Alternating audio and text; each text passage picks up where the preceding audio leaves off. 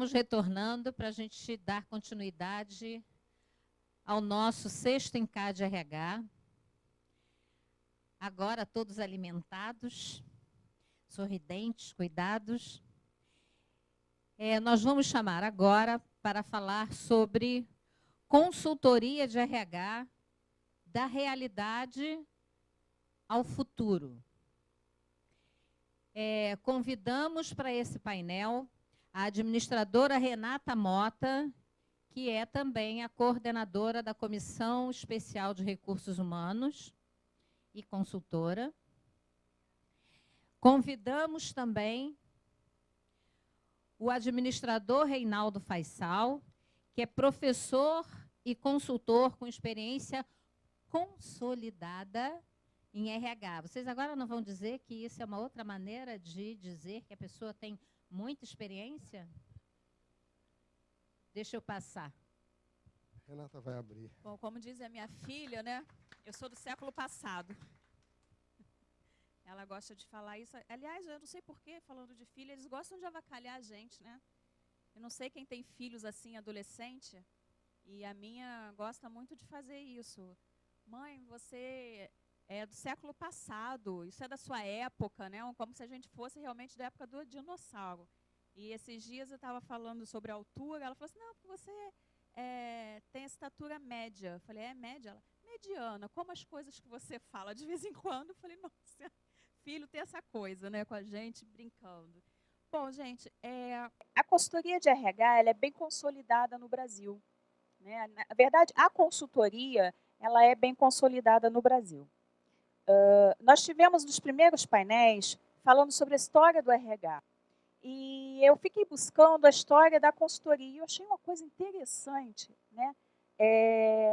O professor Paulo Ricardo Jacinto, ele colocou que na Grécia Antiga, os sacerdotes eles eram considerados consultores.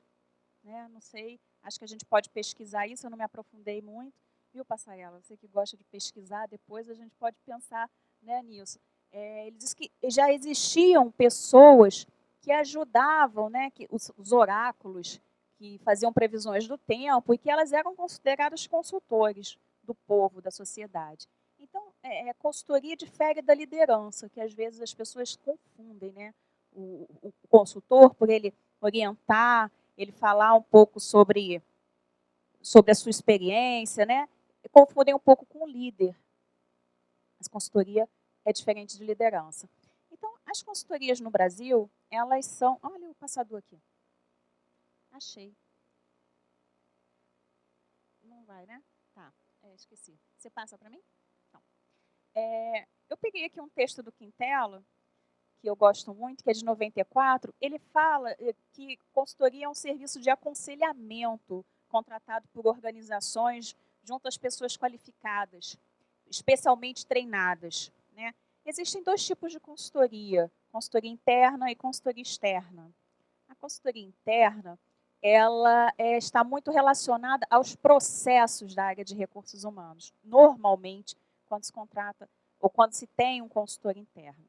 O consultor interno pode ser aquele que participa dos conselhos de uma organização. Vocês já ouviram falar, às vezes, na minha empresa tem conselho consultivo, na minha empresa tem conselho de administração, né? Na empresa não é comum você chamar a pessoa que participa do conselho de conselheiro, apesar de ser. Eles acabam sendo consultores internos, né? Tem bons livros já na área de consultoria interna de recursos humanos. Acho que a gente pode depois, quem quiser, aprofundar. Mas a consultoria mais comum é a consultoria externa, em que você contrata um consultor que já tem uma experiência na área e ele vem te ajudar na tua empresa. E o que faz esse consultor de RH? Né? Eu acho que é a grande pergunta que as pessoas me fazem. Né? O que faz o consultor de RH? Gente, o consultor de RH ele pode atuar em diversas áreas. Né? Ele pode atuar estruturando um departamento de recursos humanos. Às vezes, uma empresa está começando. Como eu lembro, um tempo atrás, acho que 2003, uma fábrica, tinham 17 funcionários, eles tinham um plano de crescimento e eles precisavam estruturar a área de RH. Então, contrata um consultor externo para desenvolver a área, para mapear os processos da área, para fazer todo o processo tudo relacionado a RH. Então, você pode fazer a implantação do departamento, você pode atuar como treinamento, né? Você pode atuar na área de desenvolvimento. Nós temos aqui especialistas de algumas áreas, gente que trabalha só com remuneração. Né? Nós temos o nosso amigo Marcelino, que fala de métricas, né? Especialista em métricas, muito bom, diga-se de passagem. Né? Então, a gente tem ainda dentro do RH essa especificidade, né? Cada um desenvolvendo ainda mais a sua área. E isso é um grande barato, né? Da área, de você entender e se identificar com o que você mais gosta.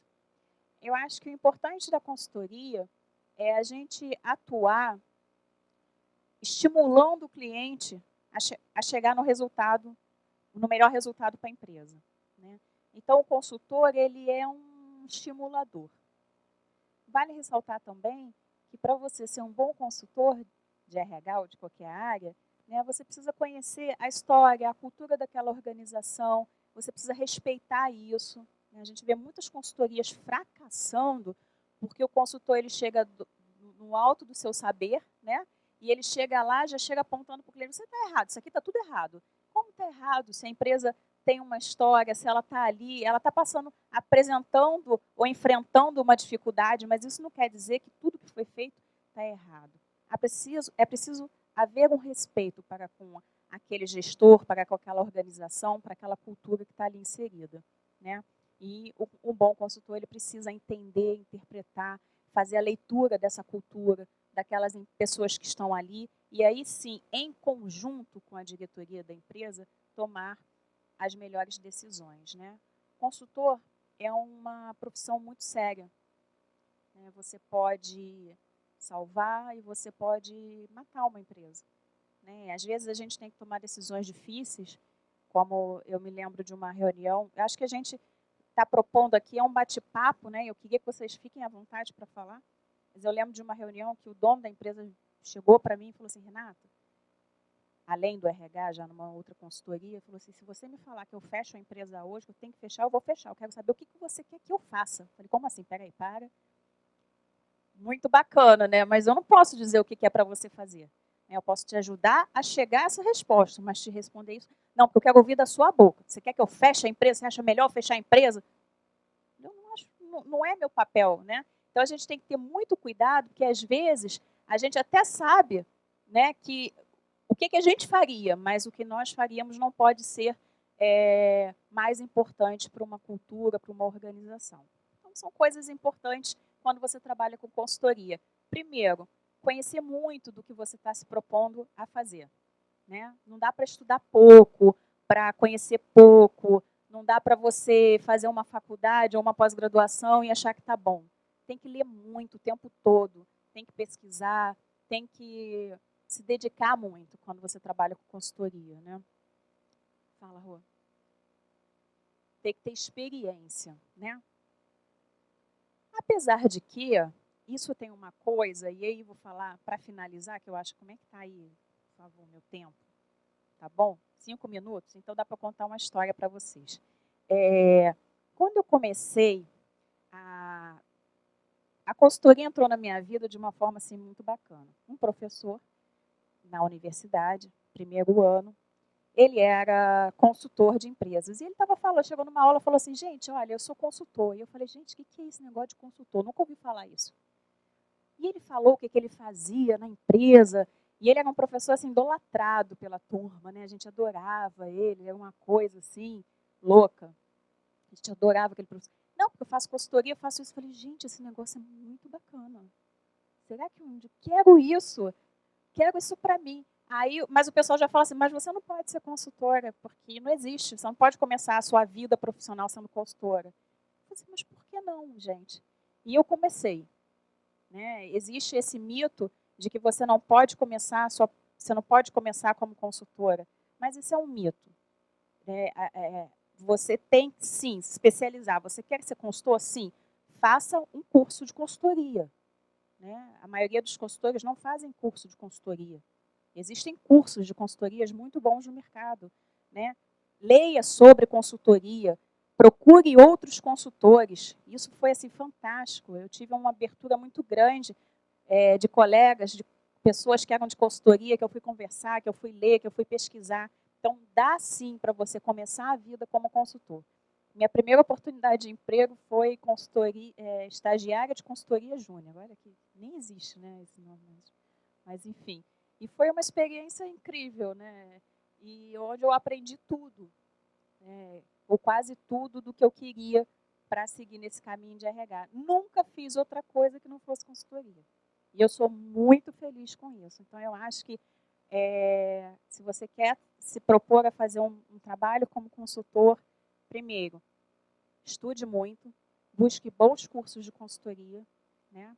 Procure colegas consultores. Nossa comissão está aqui à disposição de quem quiser para vir conversar. Eu acho que quase todos são consultores, né? São professores. Então, converse com as pessoas e saiba que não é fácil. Ser consultor não é fácil.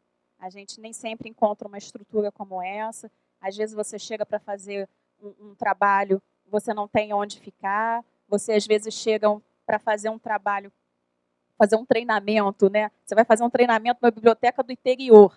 Aí a única funcionária da biblioteca não faz aquele dia, não vai naquele dia, né? E você fala assim, o que você vai fazer com o material, as pessoas ali? Então a gente já fez palestra até debaixo de árvore, né? Então, assim, mas tem que ter paixão, né? Consultoria não é glamour. As pessoas brincam muito com a gente. Consultor é bom, conhece o Brasil inteiro, né? Os aeroportos. E olhe lá, não é? Nem dá para tomar café da manhã, às vezes, nos hotéis, né? Então, não é só glamour, é muita dedicação, muito trabalho, muito esforço. Mas tem que ter muita paixão. E, com certeza, quem quiser atuar nessa área vai ser muito recompensado. Que o resultado que a gente vê nas organizações, na vida das pessoas, né? E no futuro, no desenvolvimento do nosso país, é realmente compensador, é muito bom.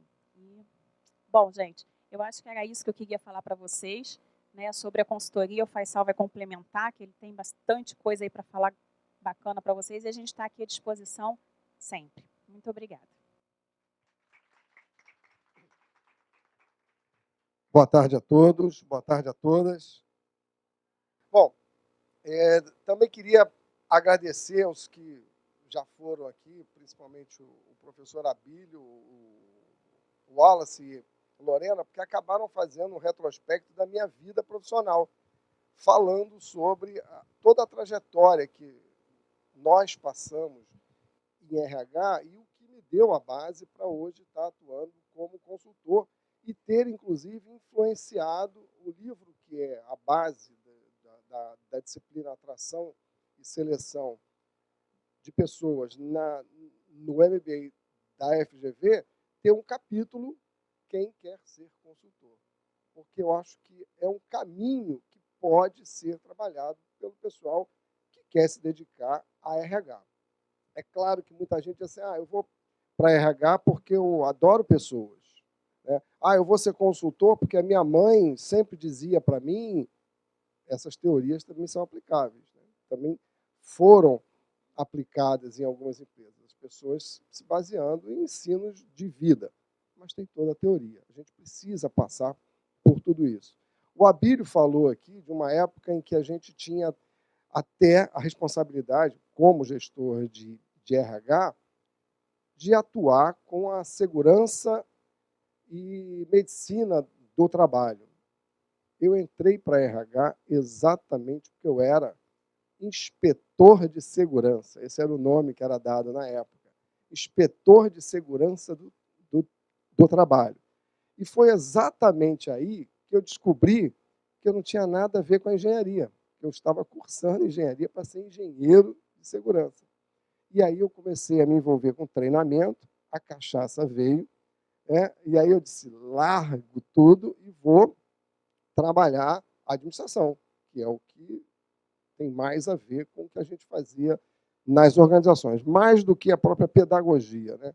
Porque o ensino é uma coisa, o treinamento é outra.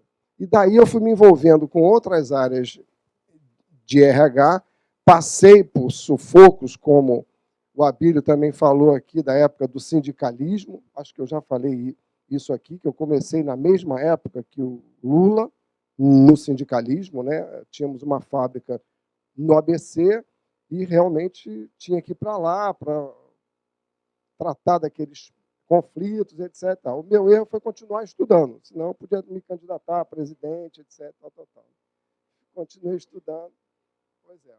Mas virei consultor, né? Me tornei um consultor por obra do destino. Depois de trabalhar em várias áreas de RH, em vários cargos, acabei sendo demitido. E aí foi ótimo, porque a empresa viu que me demitiu, mas precisava de mim para fazer o trabalho. E aí é que eu acabei montando uma consultoria, etc.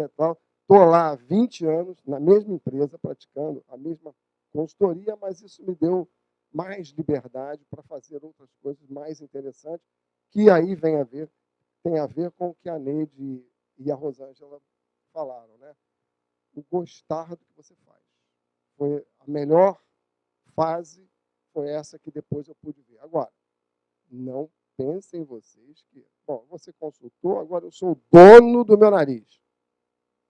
Você é mais empregado do que você pensa.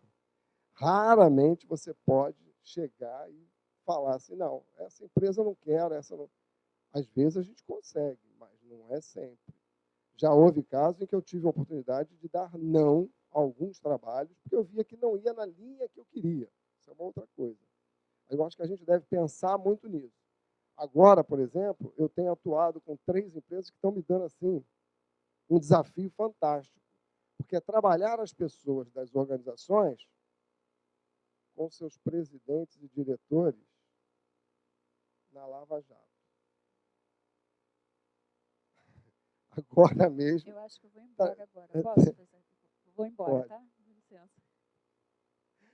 Porque acontece. Não, mas tem um projeto nosso que está entre os 3 finalistas do prêmio da ABRH.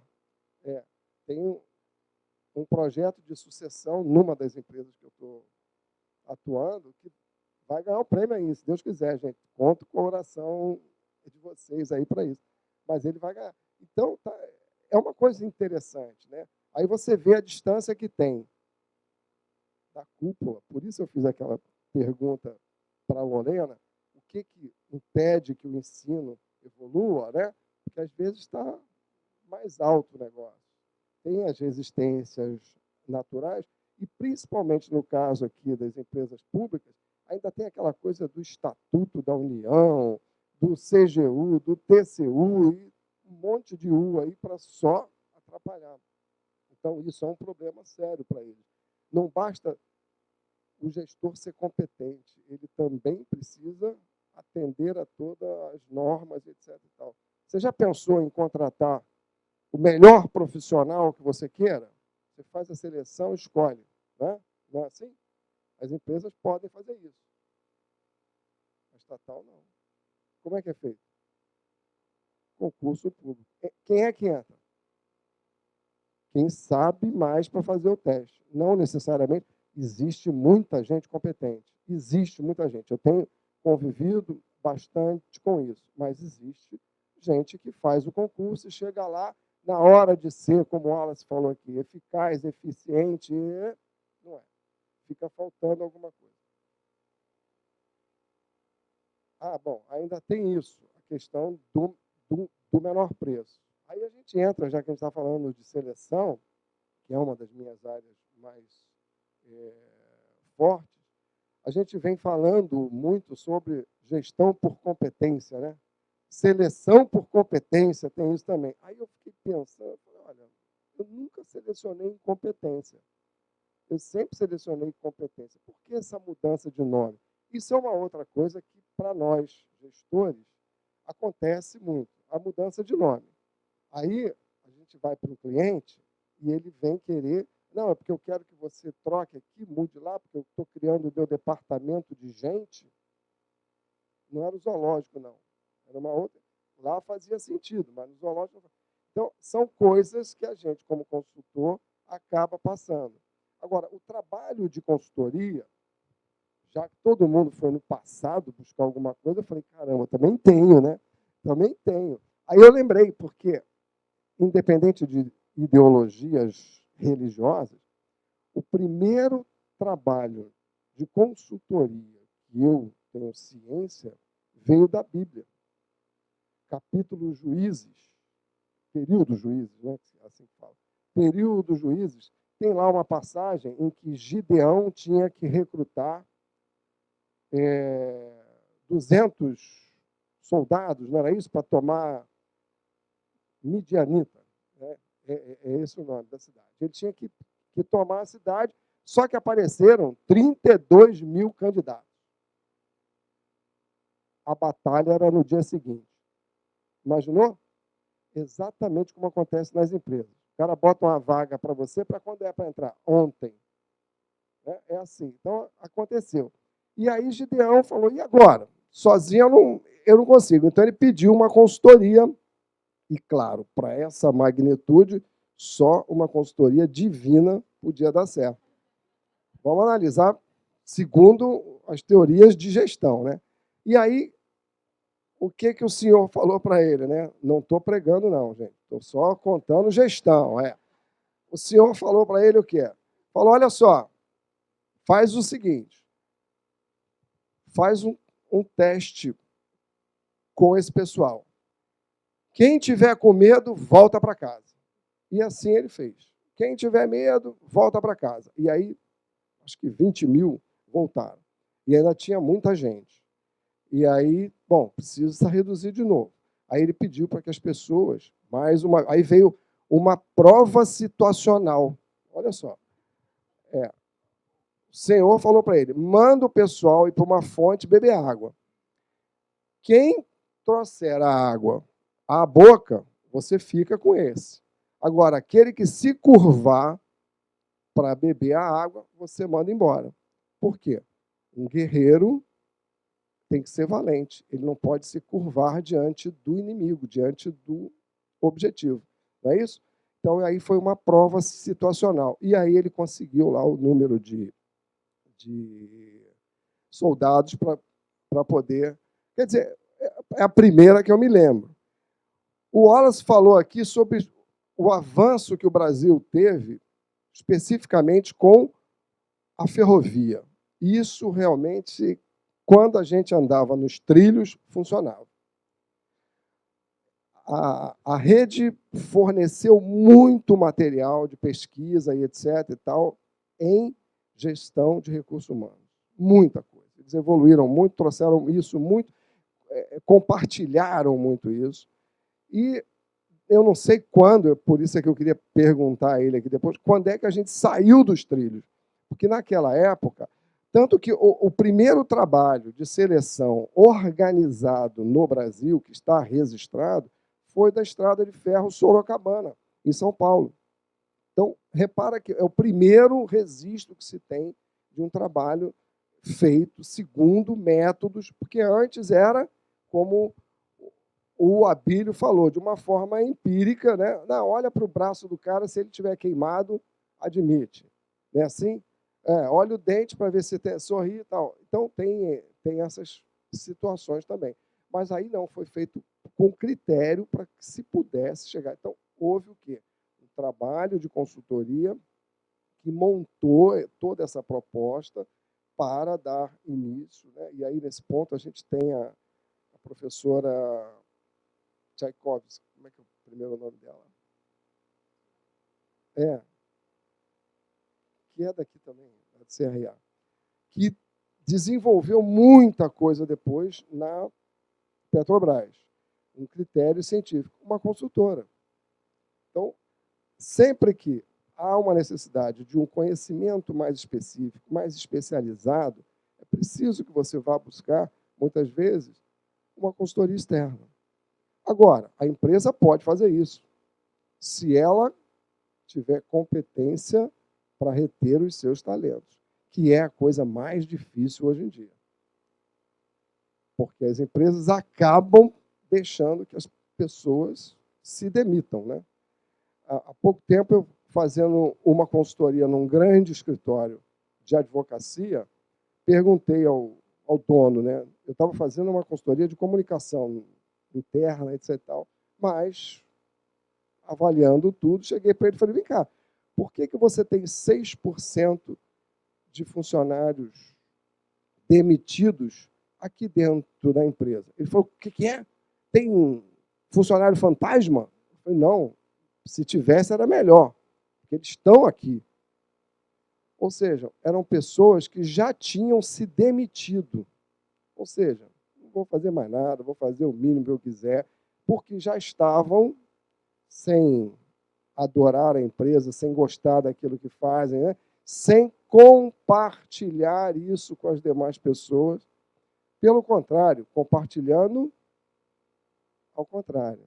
Porque nada para eles motivava, eles eram a hiena, lembra do Hard? Ó vida, ó céu, ó azar. Né?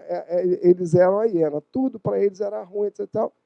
E o gestor lá não tinha percebido que essas pessoas estavam lá. Isso aí é um outro trabalho de consultoria. Eu até podia estar vendendo isso lá, né? Não foi o caso, não, mas eu achei que estava no meu papel acender a luz, né? Dar aquele toque para ele, para que ele olhasse mais para o seu pessoal como um todo, porque tinha gente demitida lá. Tinha gente que até tinha talento, mas porque esse talento não foi usado adequadamente, e aí a Lorena respondeu a alguém aqui como tratar, né, quando a chefia embarrera, etc. e tal, essa pessoa tem uma competência e ela vai embora. Vai embora, atravessa a rua, vai para a concorrência, etc. e tal. E a gente tem que ajudar as empresas a manter isso. Manter como? Fazendo trabalhos de retenção. E aí, a retenção não é como o Abílio falou, não, segura a bolsa. Segura a bolsa. A retenção é dando condições para que as pessoas se sintam felizes. Ah, mas aqui é uma empresa, isso aqui não é para você, não tem festa, não sei. Deveria ter. Nós somos muito bons em punir, mas somos muito ruins de comemorar. É ou não é? Pega um regulamento de empresa que diz assim: caberá ao gerente do setor homenagear os seus funcionários que se destacarem, etc, etc, etc. Exceto aquele negócio da fotografia do funcionário do mês, não sei o que e tal. Já vi tanta aberração nisso. O cara estava dando resultados fantásticos.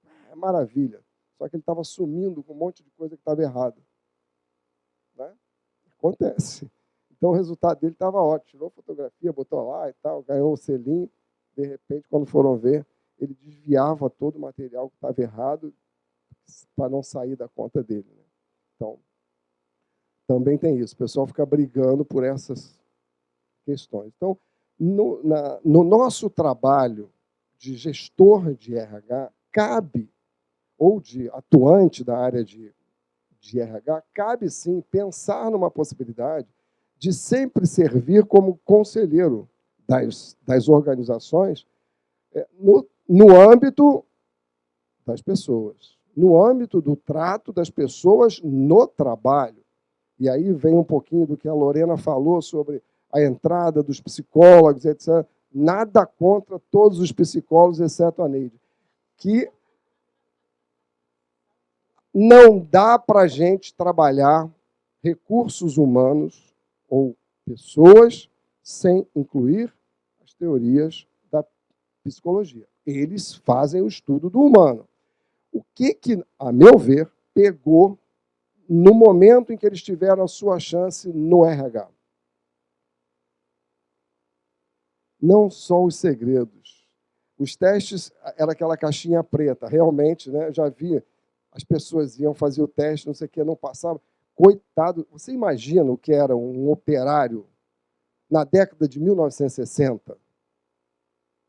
O ensino primário nosso, etc., era muito bom, só que não chegava para todos. O secundário, menos ainda, e assim vai. E esses caras tinham que fazer os testes que eram desenvolvidos em populações do Canadá, dos Estados Unidos, da França, da Suíça, sem ajuste. Os níveis de corte continuavam, as tabelas eram de lá. E aí você imagina aquele operário fazer o teste. Aí o que acontecia? Aí chegava, o cara nem conseguia ler direito, né? Aí chegava depois e dizia, olha, você não atingiu os níveis necessários para a nossa empresa, seja feliz em outro lugar. Essa era a resposta que, às vezes, davam. Né? Como se a pessoa não pudesse um dia evoluir, crescer, mudar. Não, tchau, aqui fechou, acabou. Não pode ser assim. E agora, o que eu vejo de mais importante é que os psicólogos vieram fortemente com as teorias da psicologia, que trata de quem? Paciente. E aí começou a se tratar o empregado, o trabalhador, o colaborador, o que mais que tem? Funcionário, tem nome aberto também. Aí, tem isso também? Amigo da empresa? Deus do céu, amigo da empresa. Essa é nova, essa nem eu conhecia. A consultora fica inventando nome. Mas eles vieram tratando o paciente. As teorias de psicologia eram sensacionais na época, mas eram muito voltadas para aquela coisa da doença. Hoje já não é bem assim. Hoje já está mais trabalhando o mundo em que a gente vive mesmo e uma situação mais ideal da pessoa, incluindo não tanto o mecanicismo, que já foi dito, mas a visão holística dessa pessoa. Todos nós temos as nossas neuroses. O problema é como é que a gente consegue controlar. E a que ponto a gente consegue controlar isso. Então, é importante que a gente tenha a visão de que a experiência ajuda bastante, mas tem que ter teoria. Tem que se especializar, tem que estudar principalmente quem você está querendo ajudar como consultor. Lembrando que o consultor não pode assumir que ele é o dono da verdade. A gente até é, mas não pode dizer isso para os outros. Certo? Porque fica muito... Sabe por quê? Pela vivência que a gente tem, pelo estudo que a gente faz, a gente consegue ver um pouquinho mais além, mas não consegue ter tudo. Eu costumo usar uma metáfora, né, que diz que o problema é o seguinte, quando você está numa situação dessa, você está em conflito. Né? Sempre o consultor só é chamado para resolver conflito. Seja para ele evoluir, seja para você dar continuidade a alguma coisa ou eliminar resistência. Aí todo mundo fala, conflito é bom ou é ruim? Depende do quê? Depende da forma com que ele é administrado. Aí, chama a gente aqui. Né? Administrado. Isso é que depende, porque a gente é educado para evitar conflito, né? Não briga com seu irmãozinho, presta o brinquedo para o amiguinho, desde pequenininho, é sempre assim. Quando chega na empresa, às vezes precisa do conflito. E aí eu trago o lado poético da história. Do conflito nasce a luz. Não é poético? Escreve meu nome aí. Mas, olha, não esquece, tem o reverso da medalha, sempre tem. A proximidade da luz cega. Então, se eu estiver muito dentro do conflito, muito junto dessa luz, eu vou me cegar. Então, eu tenho que saber manter a distância adequada para não virar parte do conflito, nem me distanciar demais e não ver o que acontece. Não, até os detalhes que acontecem, porque a gente trabalha muito no submundo do RH. Vocês botaram um iceberg aqui, é o que a gente vê a pontinha. O resto, aí vem o contato aqui que a gente já teve, né, que o Abílio falou, que conheceu os sindicalistas, etc. Fui muito para Botequim tomar cachaça com sindicalista, para poder aprender um bocado daquilo. Coisa natural, a gente acaba se aproximando das pessoas e vai convivendo no mundo delas. É o único jeito de eu ser empático. O único jeito de eu entender o que está se passando com ele. É perceber como é que isso pode fazer com que a pessoa haja do jeito que ela agiu. Garanto que não pretendo ir lá para aquele lado que está arrasando o mundo, não, para aprender como é que eles fazem isso. Não vou. Eu tenho o hábito de participar dessas coisas empaticamente, mas não nesse ponto, né? Não a tal ponto. Então, gente, o que a gente traz aqui, Basicamente é isso. Ponha na sua frente o que você deseja. É uma tendência, porque fala-se muito que o emprego vai acabar, não é? Não é isso? Mas o trabalho vai continuar. Alguém tem que fazer. E quem é esse alguém? Pessoas. E eu acho que a gente está muito bem servido, já que esse mercado, a gente viu aqui só em administradores, há um espaço danado. A pesquisa que o Léo fez há pouco tempo, que tem de empresa precisando de administrador, é um negócio fantástico, etc. Independente dele entrar como empregado, registrado, de carteira, etc., pode entrar como consultor. Mas ele precisa fazer o quê? Ter conhecimento, precisa evoluir. E aí não basta ficar lendo você SA, exame, não sei o que, papapá. Isso é maquiagem. Você tem que ler os livros. Tem que buscar os clássicos e também fazer a evolução, a reflexão para evolução. Ok? Muito obrigado a todos. Foi um prazer estar aqui. Sempre que for convidado, contribuirei. Queria só fazer uma observação que eu esqueci de falar. Só um minutinho. A profissão de RH, ela se desenvolveu muito nos últimos anos, na contramão das demais profissões, né? A gente teve uma pesquisa que saiu recentemente, em que a área de RH, de 2013 para 2014, teve um aumento salarial de 15%. Isso é inédito. E a gente também chega hoje, o profissional de RH, ele está chegando à diretoria e à presidência de empresas, coisa que nunca aconteceu. Então, quando esse é o relato que eu queria pensar, para a gente pensar no futuro, né?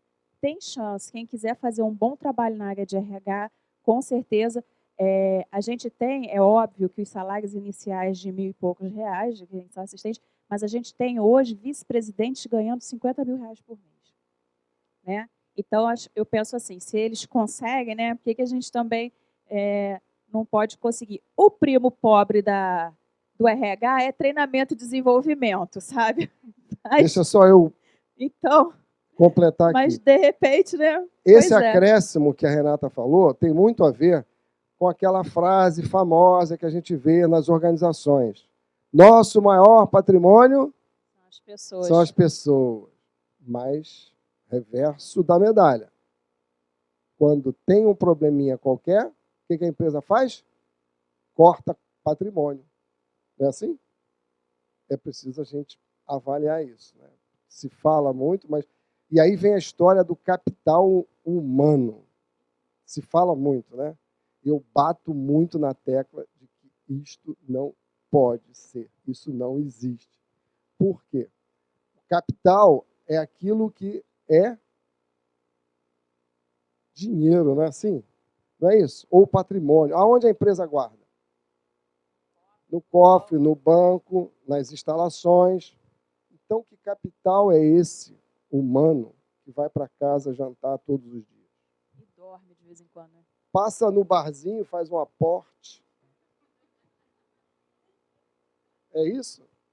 E no dia seguinte ele pode ir para o concorrente, é isso? A empresa aplica capital no concorrente? É assim? Atravessa a rua, vai para o concorrente? Então, eu não gosto de chamar o capital de humano. Gosto de chamar do capital intelectual, desde que ele seja absorvido pela organização, fique retido na organização. Senão, a empresa vai ficar refém desse capital também. Muito obrigada.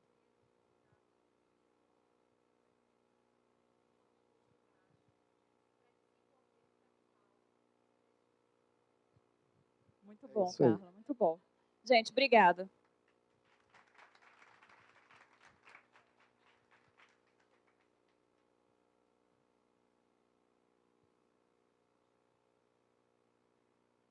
Bom, estamos caminhando já para o final.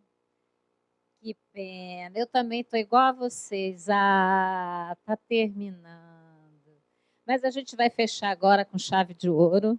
A gente teve realmente um dia, uma manhã bastante, não é isso? Gostosa, de conhecimento, de troca, de excelentes informações. E a gente dando continuidade Agora, para encerrar o nosso evento, a Neide já deixou assim uma meta, um peso de uma pergunta que ela fez na nossa palestra. Ela deixou para o próximo, o abacaxi prontinho para o outro descascar. Então, agora nós teremos a nossa última palestra que fecha o nosso evento de hoje. O título da palestra é E o futuro do RH? É uma incógnita, né? Então, vamos lá. E o futuro do RH, nós chamamos aqui o nosso mestre Vanderlei Passarella, conselheiro de empresas. Seja muito bem-vindo, Vanderlei.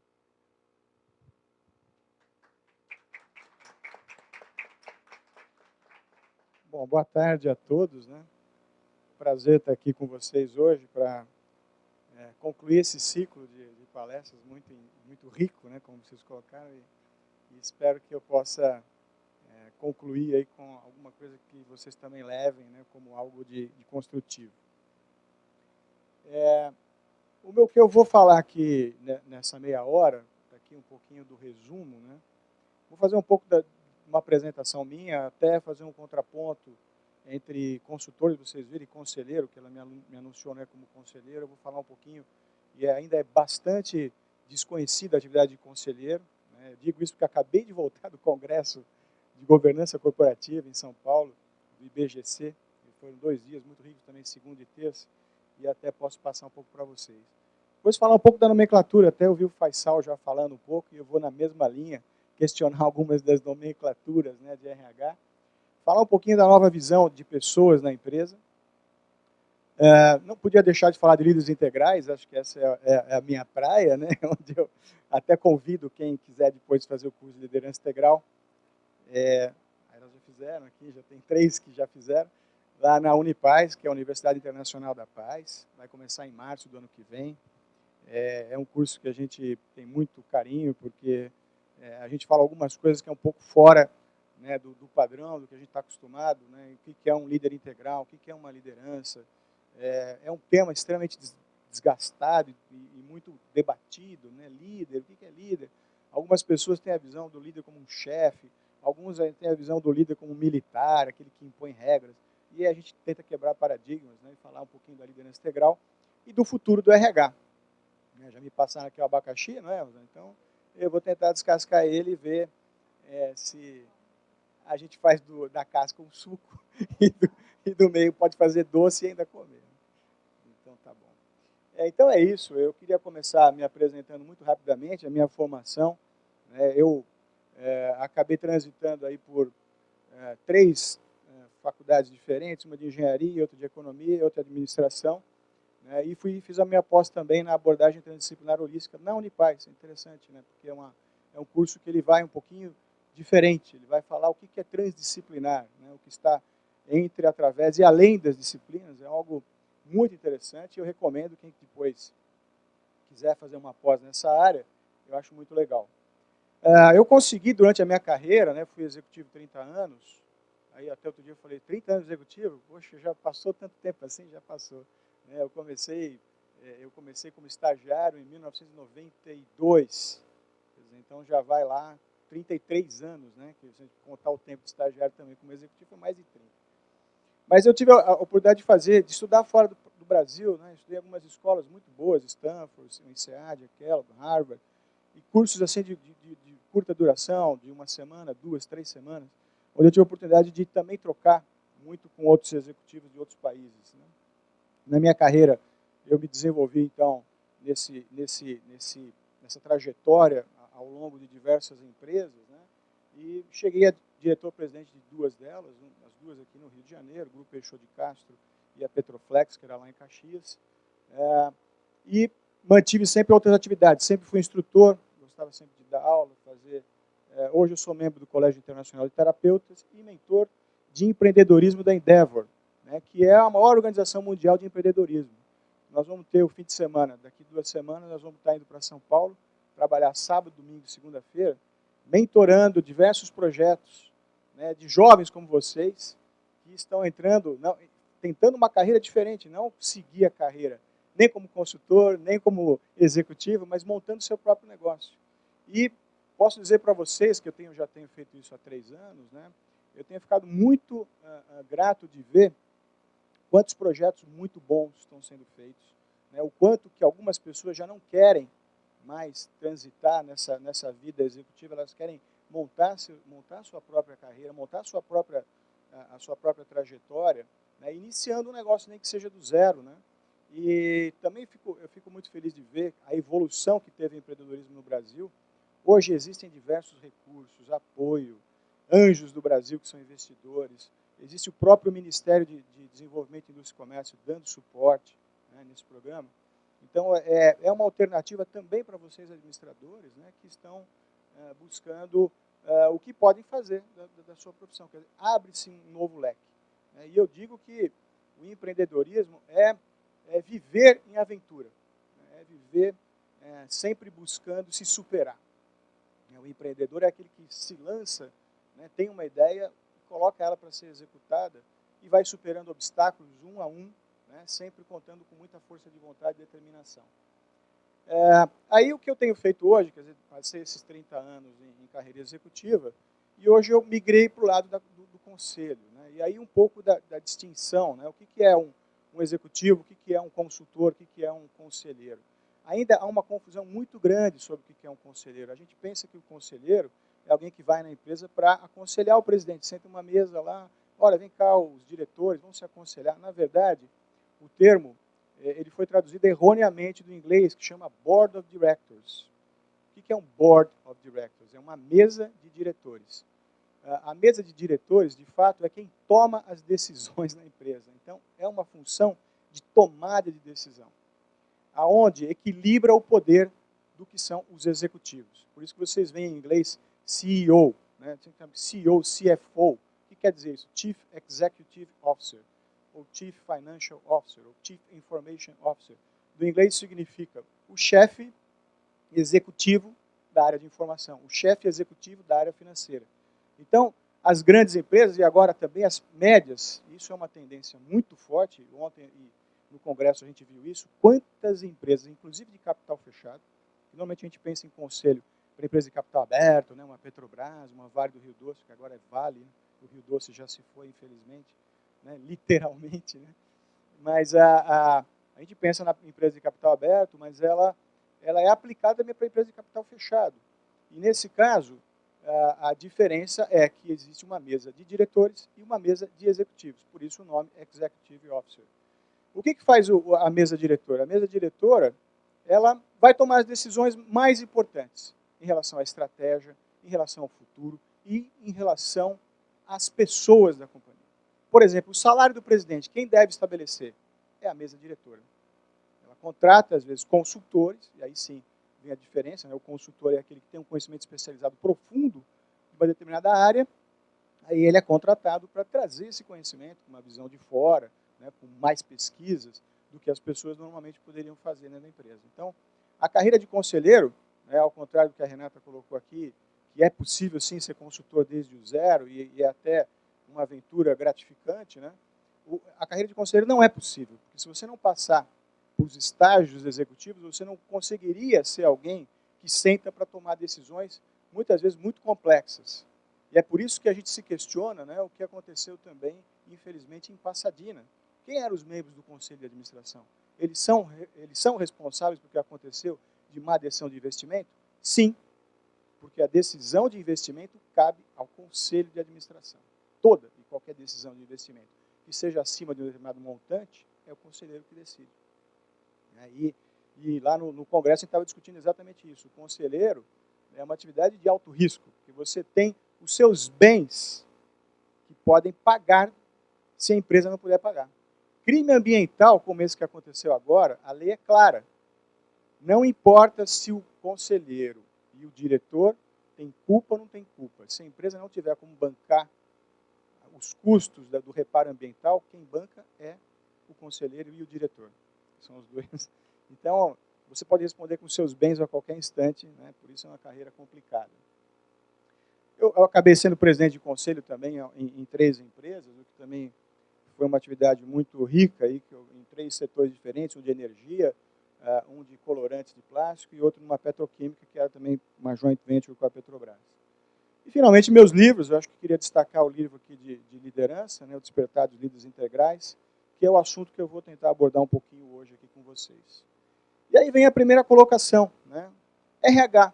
Né, e aí, tirando aqui o R e o H, né, que não é relações humanas, é recursos humanos. Passeando um pouco pela história, né, o RH começou lá atrás, a ideia de RH era relações humanas, não era RH.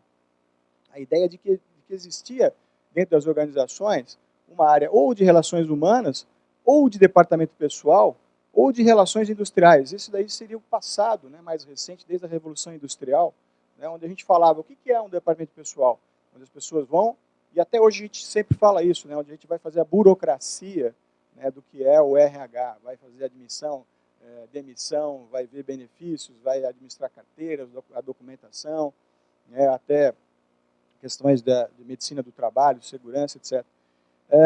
Então, sempre começou aqui com uma nomenclatura que ela foi evoluindo, né, e que culminou em RH, em recursos humanos.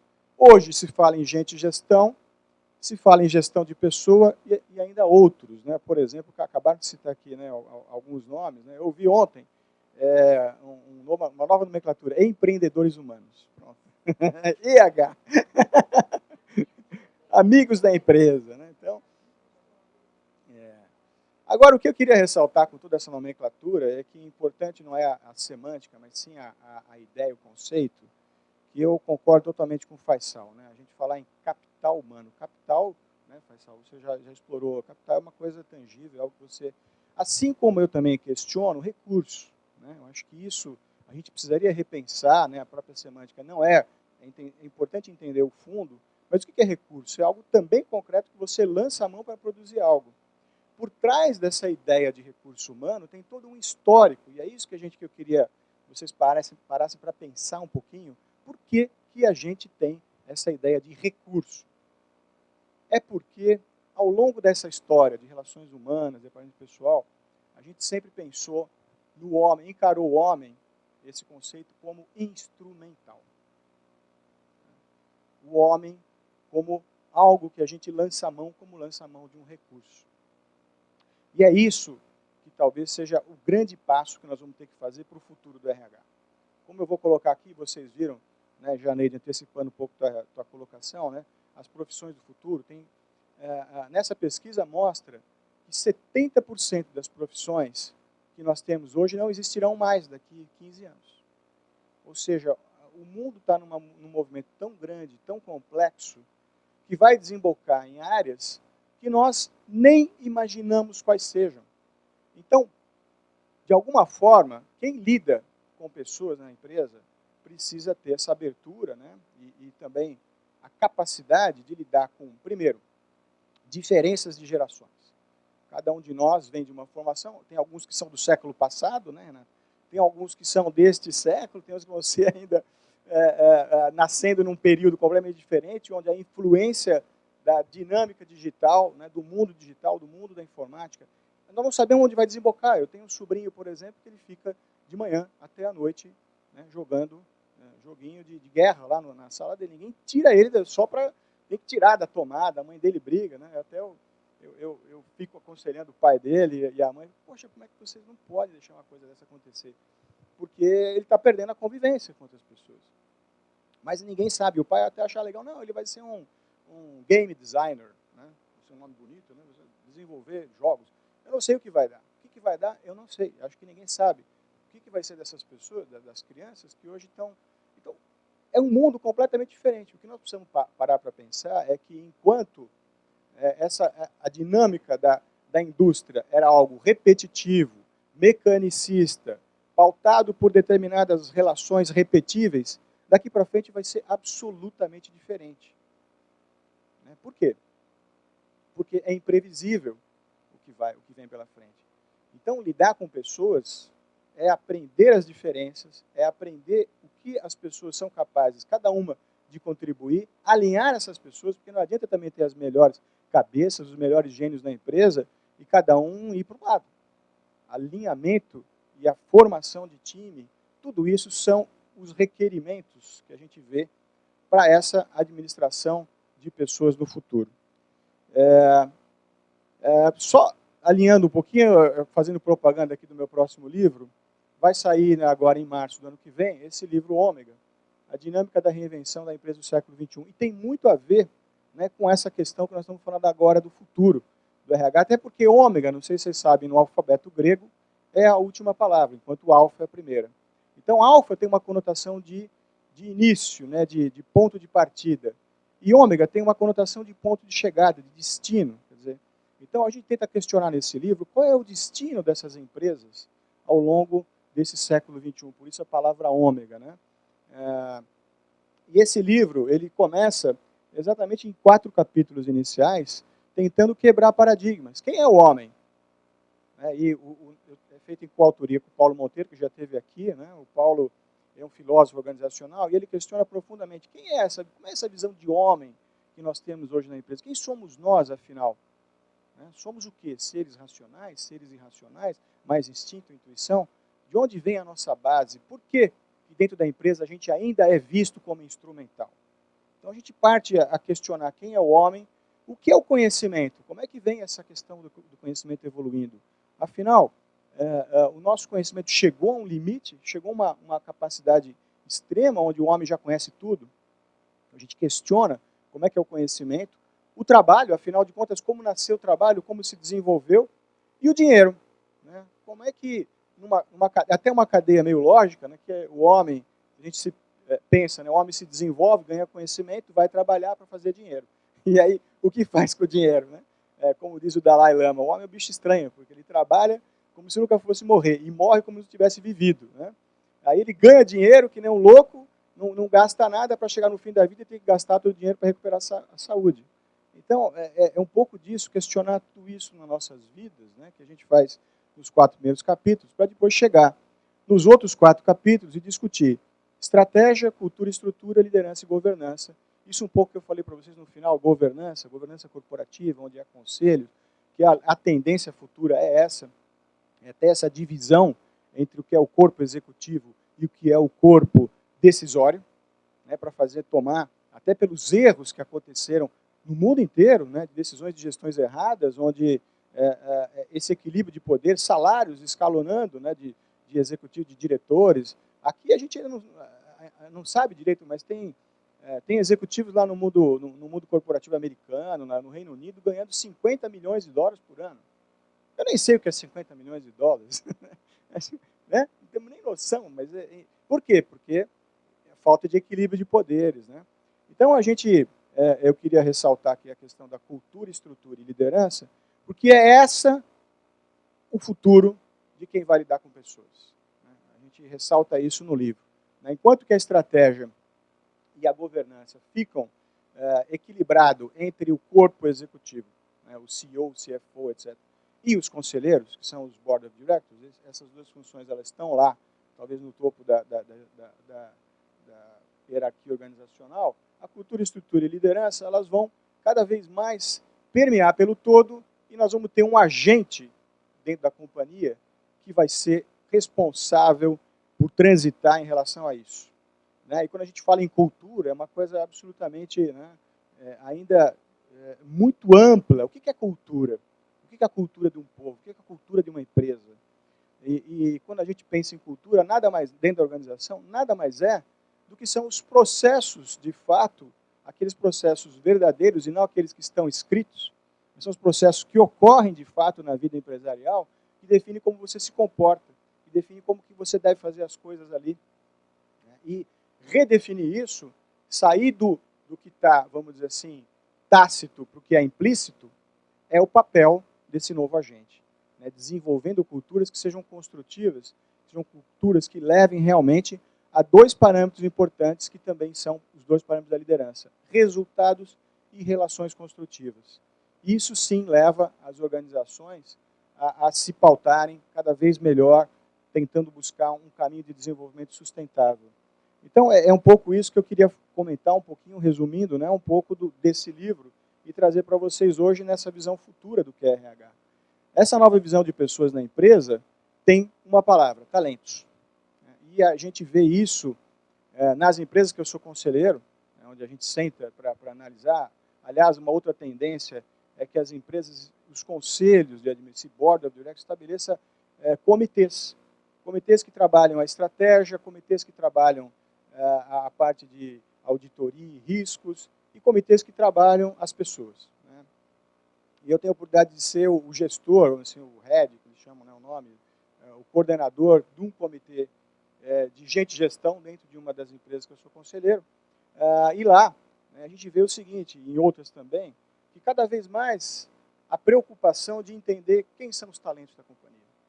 De alguma maneira ranqueá-los, de alguma maneira ter uma forma de compreender quem deve ser estimulado a subir, a galgar outras posições, quem está na linha de sucessão, quem são aqueles que não adianta investir porque não consegue superar suas próprias limitações. Né? E isso é extremamente importante para quem está começando na carreira, entender isso, né? Que foi colocado aqui de uma forma muito, muito enfática, né? O estudo, a dedicação, né? E eu tenho um curso na Unipaz também, chama Maestria Profissional, em que a gente tenta ressaltar muito isso. Olha, quem faz o teu caminho é você. E cada vez isso está mais forte. É um chavão que a gente fala, não, você vai trilhar a sua vida. Só que, se você não se dedicar, se você não parar para pensar o que eu preciso, quais são as competências que eu preciso desenvolver, e de fato mergulhar nelas com disciplina, é muito difícil você chegar lá. E ninguém vai compor isso para você. Não espere isso da sua família, não espere isso da sua empresa, não espere isso muito menos do governo. Tá certo? Muito bem. Agora todo mundo já nem lembra mais que existe, né? Porque está tão realmente decepcionante que a gente esquece. Mas a dedicação, a disciplina, a vontade de crescer, tudo isso, as empresas vão começar a olhar cada vez mais. Porque é talentos, né, e esse é o requisito do profissional do futuro. Como entender, compreender e administrar talentos. Se as pessoas são diferentes, cada uma tem talento diferente. É a parábola dos talentos na Bíblia, né? Vocês sabem aquela parábola, né? Que Deus deu os talentos para três selecionados. Um deles enterrou o talento, outro gastou o talento e outro multiplicou o talento. Então, aquele que multiplicou não só foi louvado, como recebeu mais. É um pouco isso, né, que a gente vê na nossa vida profissional. Todos nós temos talento, a gente tem talento, a gente nasce com determinadas capacidades, com competências, com pontos fortes. Cabe a nós investir para que esses talentos sejam multiplicados. É assim que a gente vai para frente. Né? Talvez não ficar parado olhando quais são meus vícios. É óbvio que o autoconhecimento implica em você conhecer seus vícios, para não deixar que eles sejam uma barreira para você. Mas não que você vai ficar investindo o teu tempo para tentar recompor seu vício, mas sim para investir nos seus talentos. E a requisição desse profissional, portanto, e aí eu acho que aí, conceitualmente, aí é onde eu vejo, né, a pessoa, o profissional que lida com pessoas compreendendo talentos, compreendendo como é que identifica, como é que estimula, como é que desenvolve e como é que compõe talentos para trabalharem juntos. Isso é mais importante de tudo. Como é que a gente forma, né, um grupo de talentos que sabem, né, conseguir resultados, que sabem fazer com que as coisas aconteçam, que não entrem em guerra de egos, né, porque a guerra de egos é extremamente prejudicial, e todos nós temos nossos egos, todos nós temos nossas vaidades, nossas questões, né? Como é que a gente lida isso? Essa é a demanda que eu vejo para o profissional do futuro. Então, isso leva, né, pensar no talento, leva a um triunvirato. Eu chamo aí um triunvirato porque são três coisas. Leva um triunvirato para a futura gestão de pessoas, né, dando esse nome, talvez, de gestão de pessoas. Primeiro, como já falei, os talentos, que derivam, então, para, primeiro, líderes. E, segundo, para a cultura, como eu já falei. Então, talentos, líderes e cultura são o triunvirato que eu vejo aí para o profissional de RH, que vai administrar funções que hoje não existem. Nós vamos começar numa empresa hoje, quem ficar 15 anos numa empresa vai ver essa empresa desenvolvendo cargos, funções. Né? Por isso que eu sempre falei isso e agora está em voga. Né? Não contratem alguém para colocar naquele quadrado. Não falem, eu preciso de alguém para encaixar naquela função. Contratem o melhor profissional possível, você identifique talento, você identifique competência e dê uma função para ele. parece uma coisa revolucionária ou até fora do... Mas foi assim que eu procedi na minha vida executiva. Claro que a gente, talvez seja exagero falar, não, eu preciso de alguém que seja um inspetor de turbina. Então tem alguém que tem que conhecer turbina, né, que vai ser admitido porque tem esse conhecimento específico. Né? Mas ao longo da carreira, ao longo dos passos, a gente vai cada vez mais tentar identificar pessoas que tenham qualificações e nós vamos explorar essas qualificações. Porque cada vez mais também as empresas são mais fluidas. Elas não têm essa linha tão determinada do que ela faz hoje e o que ela fará amanhã, como era, por exemplo, a siderúrgica no passado. Qual era a maior empresa americana há 60 anos atrás?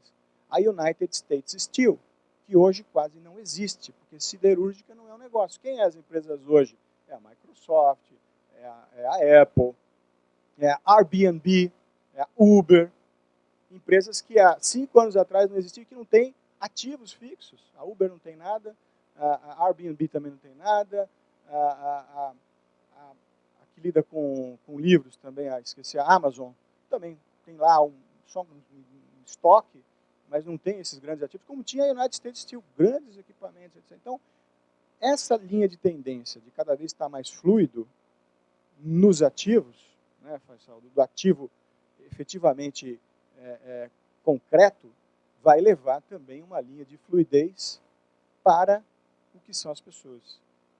E o que vai ser o ponto de encontro disso? O talento, a capacidade de se adaptar, a capacidade de trabalhar em conjunto, a capacidade de absorver novos conhecimentos.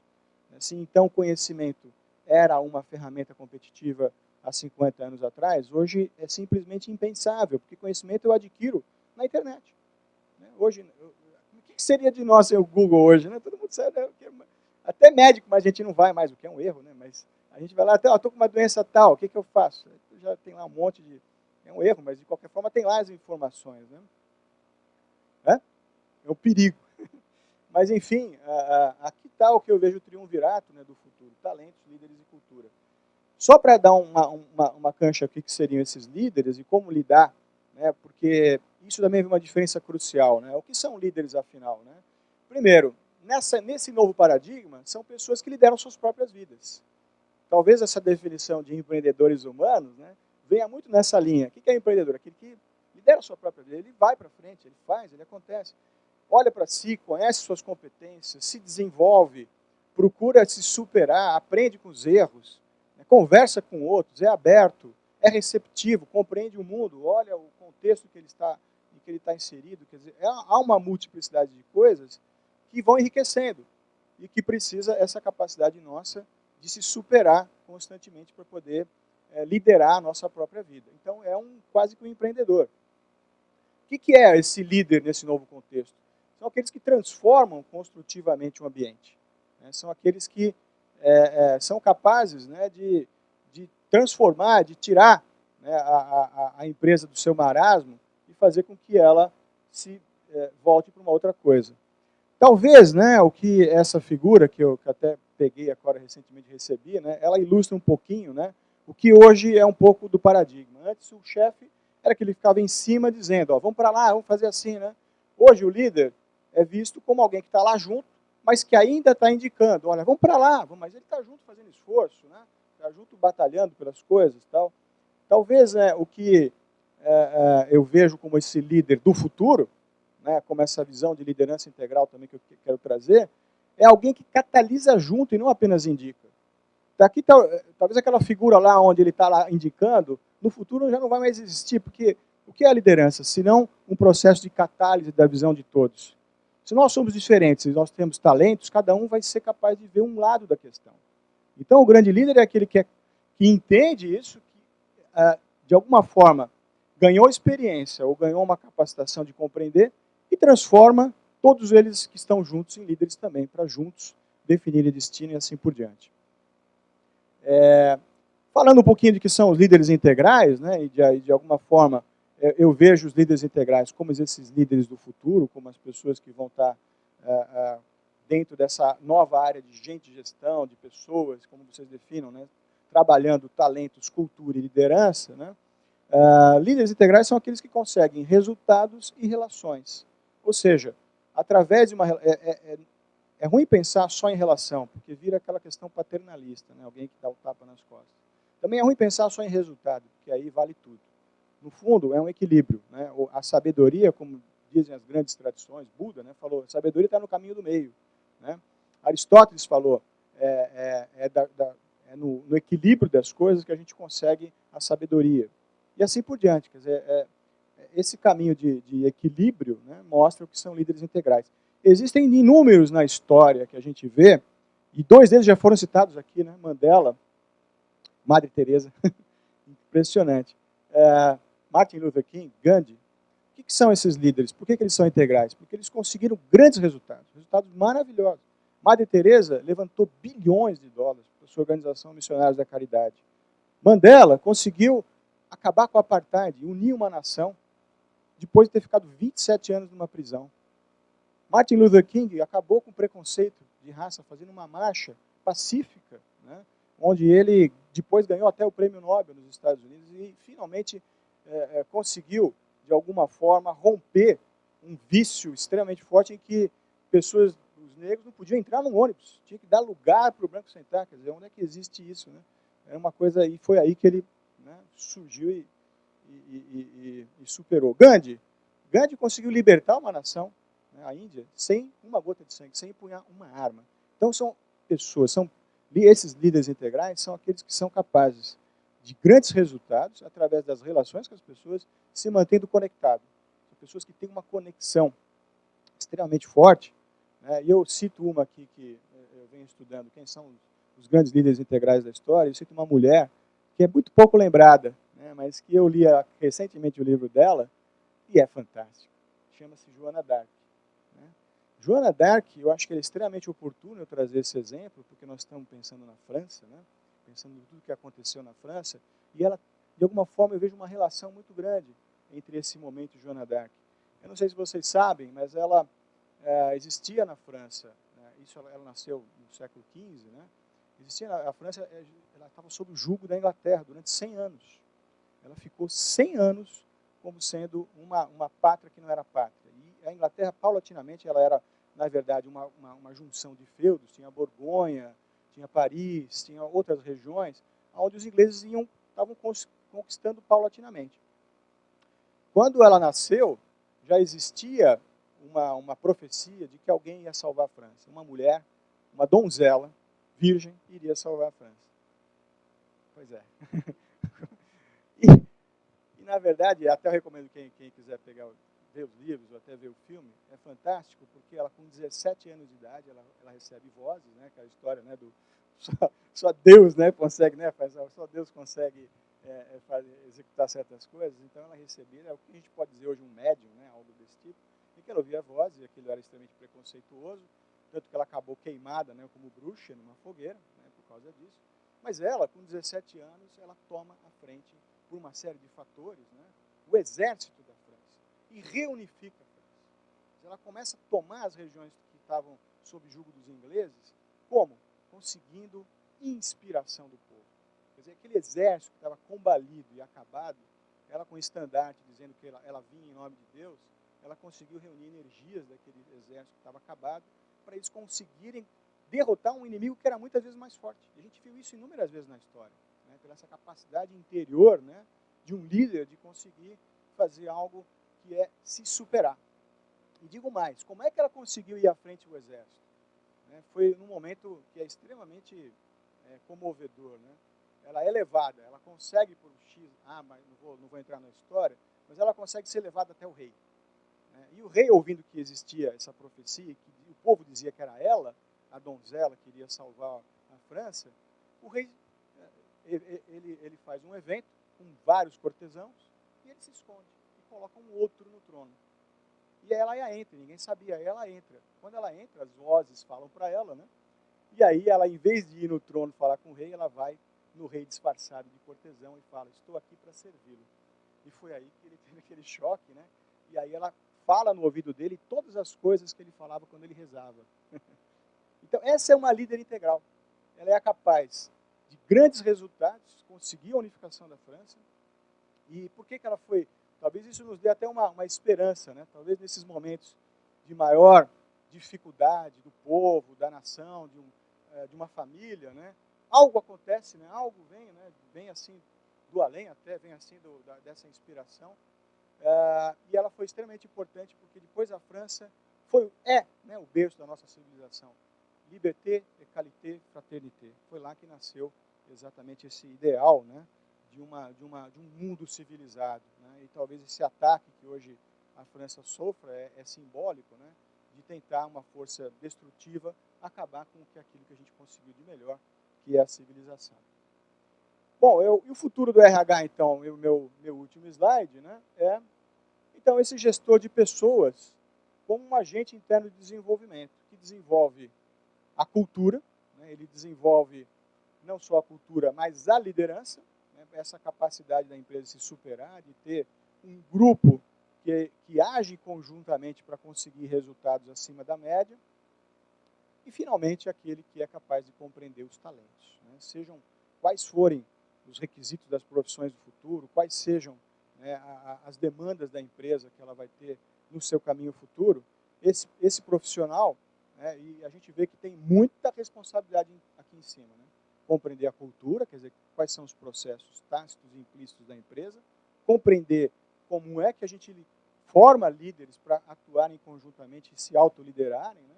E, finalmente, como que a gente administra esses talentos, contrata, promove e, enfim, gerencia, né, a carreira desses talentos. Muito obrigado. Né? Era isso que eu queria falar para vocês.